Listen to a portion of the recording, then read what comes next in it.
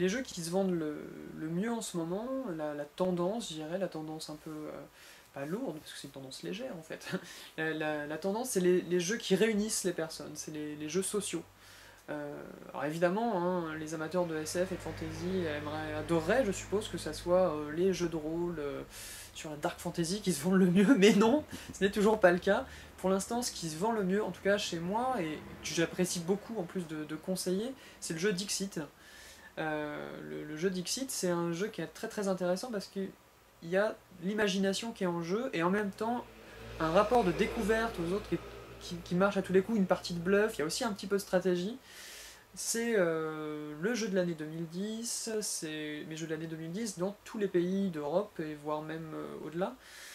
C'est un jeu français, donc voilà, on peut être un peu chauvin pour une fois, ce qui n'est pas souvent le cas en termes de jeu, puisque c'est souvent des jeux allemands quand même, ou américains qui tiennent le haut du pavé.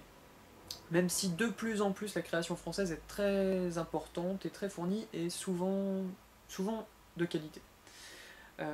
Et donc les autres jeux dans cette même tendance qui se vendent très bien, ça va être le Loup-Garou par exemple, qui est devenu le jeu par excellence de colonie de vacances ou d'enterrement de... non, peut-être pas d'enterrement de vie garçon, mais peut-être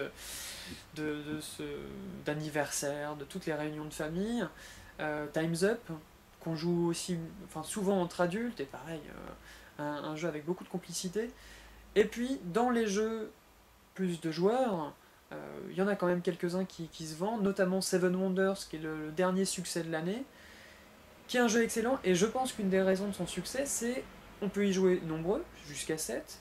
Il est riche, et pourtant on peut y jouer en une demi-heure, et voilà, s'ils sont arrivés, Antoine Bozal, le créateur, est arrivé à faire tenir un jeu de civilisation en une demi-heure, 40 minutes, quoi.